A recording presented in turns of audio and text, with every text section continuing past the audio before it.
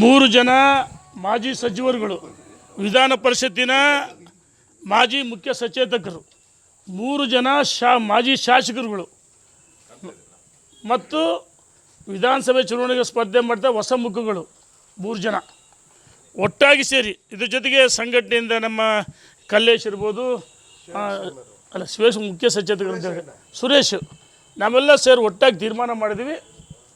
ಭಾಳಷ್ಟು ಬಾರಿ ನಮ್ಮ ರಾಜ್ಯ ನಾಯಕರನ್ನ, ರಾಷ್ಟ್ರೀಯ ನಾಯಕರನ್ನ ಭೇಟಿ ಮಾಡಿ ಪ್ರಸ್ತುತ ದಾವಣಗೆರೆ ಲೋಕಸಭೆಯ ಮತದಾರರ, ಇದು ನಮ್ಮ ಅಭಿಪ್ರಾಯ ಅಲ್ಲ, ಮತದಾರರ ಕಾರ್ಯಕರ್ತರ ಅಭಿಪ್ರಾಯದಂತೆ ನಾವು ಅವರ ಭಾವನೆಗಳನ್ನು ಹೇಳಿದ್ದೀವಿ.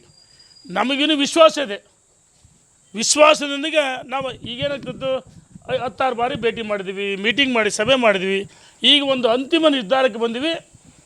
ಹೋಳಿ ಹುಣ್ಣಿಮೆ ಹಬ್ಬ ಅದ ನಂತರ ಮಠಾಧೀಶ್ವರನ ಭೇಟಿ ಮಾಡಿ ಆಶೀರ್ವಾದವನ್ನು ಪಡೆದು ದಾವಣಗೆರೆ ಲೋಕಸಭಾ ವ್ಯಾಪ್ತಿ ಹರಪನಹಳ್ಳಿ ಒಳಗೊಂಡಂತೆ ಭಾರತೀಯ ಜನತಾ ಪಾರ್ಟಿ ಸಂಘಟನೆ ಉಳಿಬೇಕು, ಮಜಬೂತ್ ಆಗಬೇಕು, ನೊಂದ ಕಾರ್ಯಕರ್ತರಿಗೆ ನ್ಯಾಯ ಕೊಡಬೇಕು.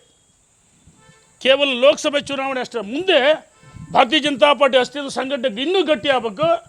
ಆ ಕಾರಣಕ್ಕೋಸ್ಕರ ನಾವೆಲ್ಲ ತೀರ್ಮಾನ ಮಾಡಿದ್ವಿ, ಮಠಾಧೀಶರ ಆಶೀರ್ವಾದ ಪಡೆದ್ವಿ.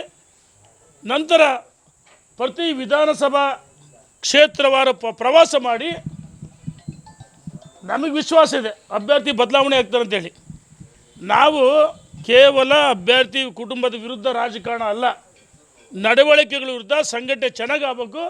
ಆ ಕಾರಣಕ್ಕೋಸ್ಕರ ನೋಡಿ, ನಮ್ಮಲ್ಲಿ ಈಗಿರ್ತಕ್ಕಂಥ ಏನು ಇದ್ದಾರೆ ಭಾರತೀಯ ಜನತಾ ಪಾರ್ಟಿಗೋಸ್ಕರ ಸಂಘಟನೆಗೋಸ್ಕರ ಹೋರಾಟ ಮಾಡಿದ ಒಬ್ಬ ಮುಖಂಡರ ಕಣಕ್ಕಿಳಿಸಿ, ನಮಗೆ ವಿಶ್ವಾಸ ಇದೆ ದಾವಣಗೆರೆ ಲೋಕಸಭೆಯ ಮತದಾರರು ಆಶೀರ್ವಾದ ಮಾಡ್ತಾರೆ. ಲೋಕಸಭಾ ಅಭ್ಯರ್ಥಿ ಗೆಲ್ಲಿಸ್ಕೊಂಡು ನರೇಂದ್ರ ಮೋದಿಯವರ ಕೈ ಬಲಪಡಿಸ್ತೀವಂಥ ವಿಶ್ವಾಸ ನಮಗಿದೆ. ಆ ಕಾರಣಕ್ಕೋಸ್ಕರ ನಡೆ ಮುಂದೆ ನುಗ್ಗಿ ನಡೆ ಮುಂದೆ ಅಂತ ಏನಿದೆ ಅದರ ಒಂದು ಘೋಷಣೆಯಿಂದ ನಾವು ಮುನ್ನಡೀತಾ ಇದ್ದೀವಿ.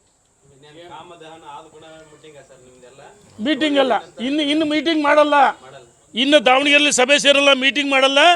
ಮಠಾಧೀಶರ ಆಶೀರ್ವಾದವನ್ನು ಪಡೆದು ಪ್ರತಿ ವಿಧಾನಸಭಾ ಕ್ಷೇತ್ರವಾರು ಕಾರ್ಯಕರ್ತರ ಮುಖಂಡರು ಸಭೆ ಮಾಡಿ ನಾವು ನಾಮಪತ್ರ ಸಲ್ಲಿಸೋ ಕೊನೆ ದಿವಸ ಇದೆ. ನಮ್ಮ ಹಿರಿಯರು ಹೇಳಿ ರವೀಂದ್ರನಾಥ್ ಮತ್ತು ಕರುಣಾಕರ್ ರೆಡ್ಡಿ ನಾವೆಲ್ಲ ಸೇರಿ ಒಟ್ಟಾಗಿ ಅಭ್ಯರ್ಥಿಯನ್ನು ಹೊರಗಿಂದ ತಂದಲ್ಲ, ನಮ್ಮಲ್ಲಿರ್ತಕ್ಕಂಥ ಒಬ್ಬರ ಕಡೆಗೆ 100ಕ್ಕೆ 100 ಇಳಿಸ್ತೀವಿ. ಯಾರ್ಯಾರು ಪಕ್ಷ ವಿರೋಧಿ ಅಂತ?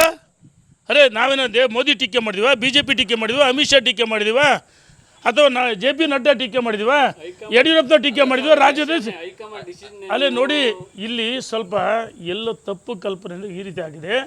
ನಾವು ಪಕ್ಷ ವಿರೋಧಿ ಚಟುವಟಿಕೆ ಮಾಡಲ್ಲ, BJPಗೆ ದ್ರೋಹ ಮಾಡಲ್ಲ, ನರೇಂದ್ರ ಮೋದಿ ಪ್ರಧಾನಮಂತ್ರಿ ಆಗು. ಅದಕ್ಕೋಸ್ಕರ ನಾವು 2 ತಿಂಗಳು ನಾವ್ಯಾರು ಮನೆ ಸೇರಲ್ಲ, ಸಂಕಲ್ಪ ಮಾಡಿದ್ದೀವಿ, ಅಭ್ಯರ್ಥಿ ಗೆಲ್ಲಿಸ್ತೀವಿ, ನರೇಂದ್ರ ಮೋದಿಯವರು ಕೈ ಬಲಪಡಿಸ್ತೀವಿ. ಇದು ಹೆಂಗಣ, ಈಗ ದೇಶ 400 ಸೀಟ್ ಬರ್ಬೇಕು ತಾನೆ, ರಾಜ್ಯದಲ್ಲಿ 28 ಬರ್ಬೇಕು ತಾನೆ, ಇದು ನಮ್ಮ ಸಂಕಲ್ಪ. ಇದಂಗೆ ವಿರೋಧಿ ಚಟುವಟಿಕೆ ಆಗುತ್ತೆ? ಸ್ಪ್ಲಿಟ್ ಆಗಲ್ಲ ನೋಡಿ, ಆಗಲ್ಲ. ಮತದಾರರು ಕಾರ್ಯಕರ್ತರು ನಮ್ಮ ಜೊತೆಗಿದ್ದಾರೆ, ಅಭ್ಯರ್ಥಿ ಕಣಕ್ಕಿಳಿಸ್ತೀವಿ. ಧನ್ಯವಾದಗಳು.